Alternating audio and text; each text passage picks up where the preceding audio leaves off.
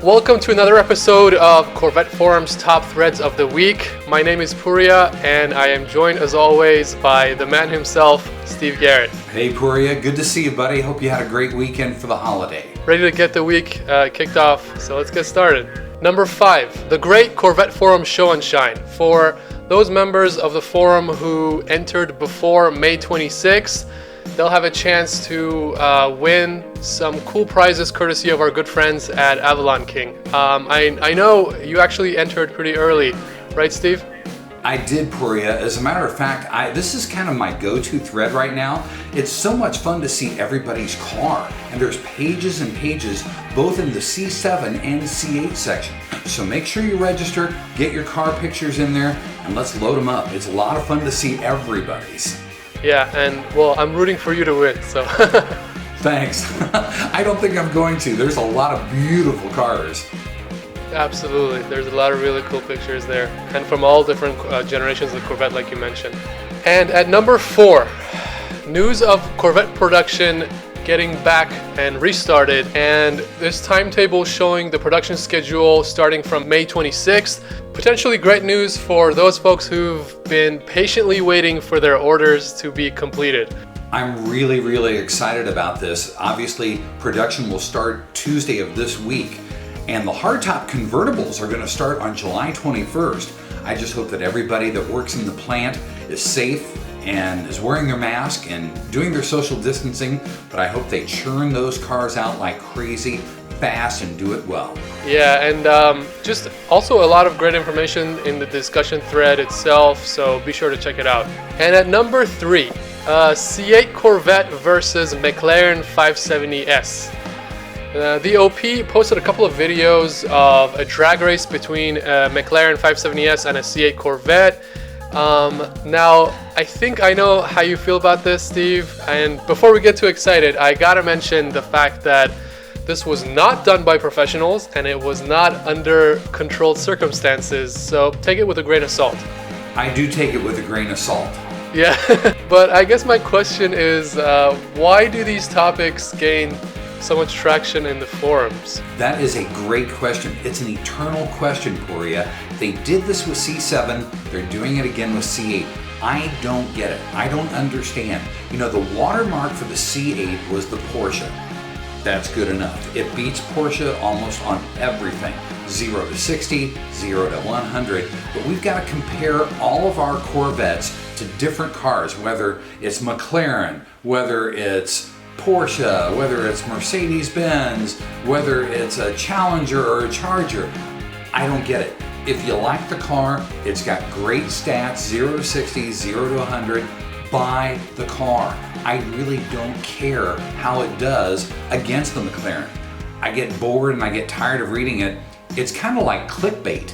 So I really don't watch it, but boy, I'll tell you what, there's a big argument in every single thread that any Corvette, whether it's a C7 or a C8, is compared to.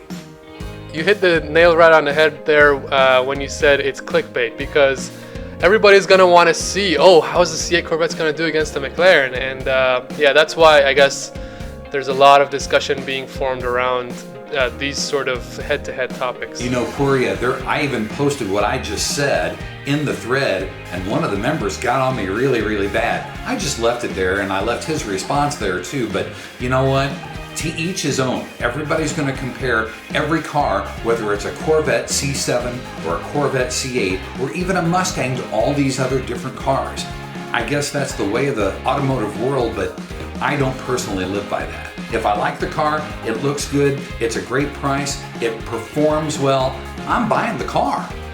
Yeah, agreed. And moving on to number 2. Is the C8 Corvette slow? So basically, a forum member is saying that his tuned Porsche Cayman S feels faster than his C8. You know, it's ironic that it's a Porsche Cayman S, because when I bought my C7 Stingray, I looked at Porsche Cayman S, I looked at the new Jaguar F-Type, which was new at that point in time. I even looked at a Maserati because they're so darn sexy. And The Porsche Cayman S was great.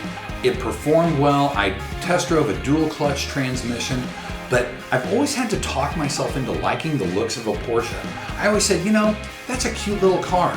Well, I didn't want cute and I didn't want little. I wanted a car that grabbed me by the lapels and shook me and said, damn it, I'm sexy. And I think I got that with the Corvette. I looked at this thread and I kind of scratched my head and shook my head. Again, it's another one of those, is the Corvette too slow? If it's too slow for you, thank you. Move on, get another car, because that means that somebody else that has put their deposit down on that car is moving up in line. Bye-bye. From my perspective, I think there's a couple of factors in play here. First, you got to think about the driving feel of each different car. Every sports car is designed and engineered to give the driver a specific type of driving experience. And the driving experience of a Corvette Stingray, of course, is vastly different than that of a Cayman S, and undoubtedly the Cayman is designed to make you feel your speed by making you feel a little bit closer to the road. I guess the feel of a sports car is more a matter of the driver's experience. Speed, acceleration, and track times, those are not subjective at all. You're absolutely right. The numbers are the numbers. And you're right about another thing. It's the driver experience. Porsche was designed to be the best driving car on the road. And it really is. It's tight. It handles curves. There's no understeer or oversteer. It's a great driver's car. But Corvette is a lifestyle. Corvette is a true experience. I remember when I bought my car, I felt like I was 16 years old again. Remember when you got your driver's license and you said, Mom, can I run some errands for you? Can I go to the grocery store or pick up some laundry at the dry cleaners? To this day, I still feel that way about my Corvette.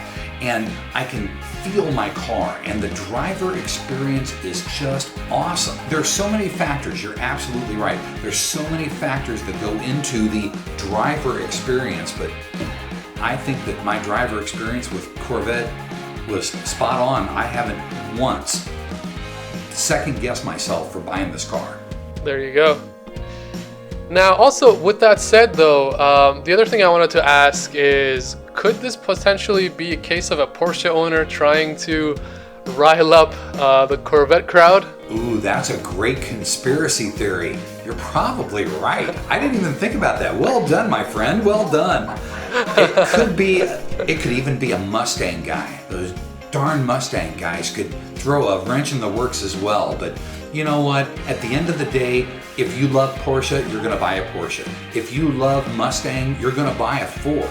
If you love Corvette, you're going to get a C8 and you're not going to regret it. And lastly, at number 1, thread is titled, Canceling My Order Today. Frustrated by the delays and a lack of information on the part of GM and the dealer, this forum member has withdrawn his deposit and canceled his order for the C8 Corvette. I feel bad for the guy. I know he put his deposit in a long time ago, and I've always said this poor C8 has been 60 years in the making, and it's been snake bitten twice. Once by the strike from the United Auto Workers, and now the COVID-19 scenario. So he's frustrated, he's mad, he's upset. I get that. I'm sorry to hear that he canceled his order. But when you start finger pointing at GM or the dealer, as a matter of fact, my partner in crime, Zymurgi, had also pointed out that it's not GM's fault, it's the fault of the dealership, not the manufacturer. Well, you know what? At the end of the day, there's a lot of finger pointing going on in this thread, and a lot of people saying, no, it is GM. The other people are saying, yes, it is the dealership. It's probably, at the end of the day, it's probably a little bit of both. So the guy can't get a straight answer, he's frustrated, he's out. Sorry to see that, sorry to hear it. Yeah, and honestly, I understand his frustration, and I don't blame him for not wanting to deal with the uncertainty anymore and pulling the plug, but the reality is right now this whole situation is affecting everything and everyone in the entire world, and there's just so much uncertainty for everybody. But I do wonder though if he might be regretting his decision now that Bowling Green seems to have restarted production. I wonder that too. and they've also pushed the 2021 cars out to November. So there's going to be a lot of 2020 Corvettes built and sent out. So, you know, when you get frustrated, you make a snap decision. He pulled his order. Getting back in, can you even do that? I don't think so. Unless you go to the back of the line, which is not an option for me if I was buying a C8. Yeah, as far as I know, the orders are closed anyway, so there's no back of the line. Exactly right. And that's it for this week's Top Threads. Be sure to check out each thread and join in on the conversation. Be sure to also check out Steve's Corvette Today podcast. And thank you again, Steve.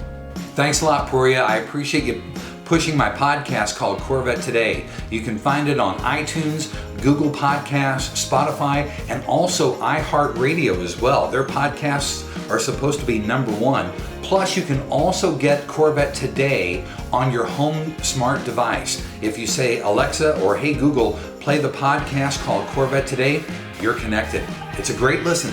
That's awesome. That's good to know. And thanks for watching. Stay safe, and we'll see you soon.